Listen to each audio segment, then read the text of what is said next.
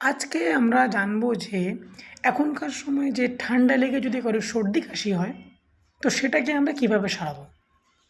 দেখুন বাড়ির কিছু কিছু টিপস যদি আমরা ফলো করি তাহলে কিন্তু আমাদের সর্দি কাশিটা কিন্তু অনেকটা কিন্তু রেহাই পাওয়া যায়, কিংবা ওষুধ কিংবা সিরাপ খাওয়ার দরকার হয় না।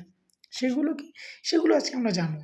দেখুন প্রথমত আমাদের যদি কোনো ঠান্ডা লেগে থাকে কিংবা কোনো কিছু করে থাকে, সেক্ষেত্রে কিন্তু সঙ্গে সঙ্গে আমাদের কোনো অ্যান্টিবায়োটিক কিংবা কোনো সিরাপ না নিয়ে যদি আমরা সেই ঠান্ডার প্রকোপটাকে যদি কমাতে পারি, তাহলে কিন্তু আমাদের কিন্তু এই সর্দি কাশি কিংবা যে প্রবলেম যেগুলো হয়, ঠান্ডা গরম ওয়েদার চেঞ্জের জন্য যে প্রবলেম যেগুলো হয়, সেগুলো কিন্তু অতটা প্রভাব ফেলতে পারবে না। তো আজকে সেগুলো নিয়ে আমরা আলোচনা করব। তো চলুন ভিডিওটা শুরু করা যাক।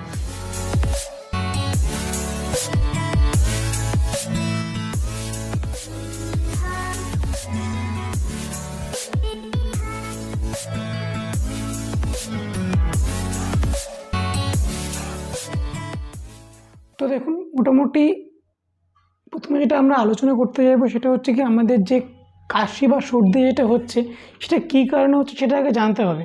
যদি কারোর শুধুমাত্র সর্দি যদি হয়ে থাকে, তাহলে প্রায় 90% বা 80% কিন্তু সেটা ঠান্ডা লেগে হয়ে থাকে। আর যেগুলো সেটা কিন্তু অ্যালার্জি থেকে আসতে পারে, কিন্তু মোটামুটিভাবে কিন্তু ঠান্ডা লেগে হয়।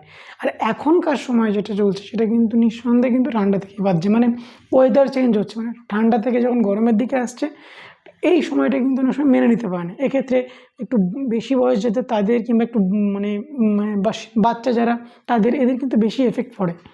এবার কি হয়, আমরা কোন কোন ক্ষেত্রে কোন কোন থেরাপিগুলো নেব, কোন কোন কাজগুলো করব। যদি কোনো ঠান্ডা লেগে হয়, সর্দি অথবা কাশি যদি হয়, সেক্ষেত্রে কিন্তু শুধুমাত্র গরম ভাপ বা স্টিম এটা নিয়ে কিন্তু করা যেতে পারে। এটা নিয়ে করলে কিন্তু প্রায় 100%ই ঠিক হয়ে যায়। আর যদি এগুলো করে যদি না কমে, তখন কিন্তু লাগে ওষুধ। যদি কারোর গরমের স্টিম যদি নিতে প্রবলেম হয় কিংবা কোনো কিছু হয়, তারা কিন্তু একটা ভেপোরাপ নিতে পারে। ভেপোরাপ সেটা কোনো রুমালে করে কিংবা কোনো কিছুভাবে নিয়ে নাকের কাছে ধরে ওটাকে করতে পারে।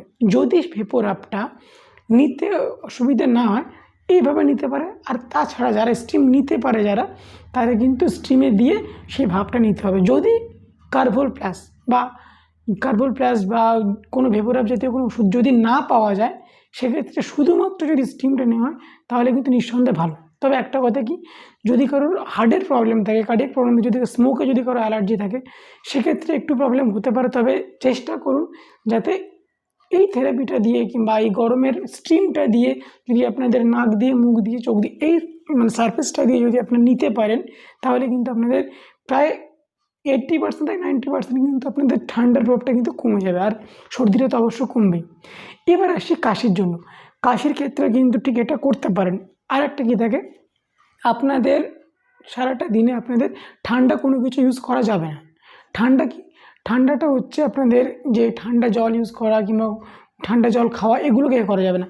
ঈষৎ উষ্ণ গরমটা খেতে হবে আপনার। আর কি, যখন আপনারা চা খাবেন, যদি কেউ চা খায় সেটা ভালো, যদি কেউ চা না খায়, উষ্ণ গরম জলের সঙ্গে কিছু কিছু ইনগ্রিডিয়েন্টস আপনাকে মেশাতে হবে। সেগুলো হচ্ছে আদা, তুলসী পাতা আর হচ্ছে গোলমরিচ। এই 3টে ইনগ্রিডিয়েন্টস যদি আপনারা মিশিয়ে যদি সকালে এবং সন্ধ্যায় যদি খেতে পারেন, তাহলে কিন্তু আপনাদের যে গলায় খুসখুসে যে ভাব যেটা, কিংবা হালকা গির করছে যে ভাব, যেগুলো যদি থেকে থাকে, তাহলে কিন্তু এগুলো থেকে কিন্তু ঠিক হয়ে যাবে। আর এর জন্য কোনো ওষুধও লাগবে না। এবার একটা কথা বলে রাখি, ওষুধ আপনারা কোন সময় নেবেন। দেখুন, এই থেরাপিটাতে যদি আপনাদের 3 থেকে 4 দিন ধরে এইভাবে আছেন, কোনো রিলিফ হচ্ছে না, দেন তারপরে কিন্তু আপনারা ডাক্তারের কাছে যেতে পারেন। সেই ক্ষেত্রে বলছি, প্রথম যখনই কাশি কিংবা সর্দি যখন হবে, সঙ্গে সঙ্গে ওষুধের প্রতি অ্যাডিক্টেড না হয়ে এই থেরাপিগুলো মেনে চলুন। এগুলোতে কিন্তু অনেকটা কিন্তু আপনি ফল কিংবা অনেকটা কিন্তু আপনি পরিবর্তন বুঝতে পারবেন। তো এই গেল মোটামুটি এখনকার সময়ে যে প্রবলেমটা হচ্ছে, সেই প্রবলেম নিয়ে আপনাদেরকে একটা টিপস দিলাম। এই টিপসগুলো আপনি বাড়িতে ফলো করুন, নিঃসন্দেহে উপকার পাবেন।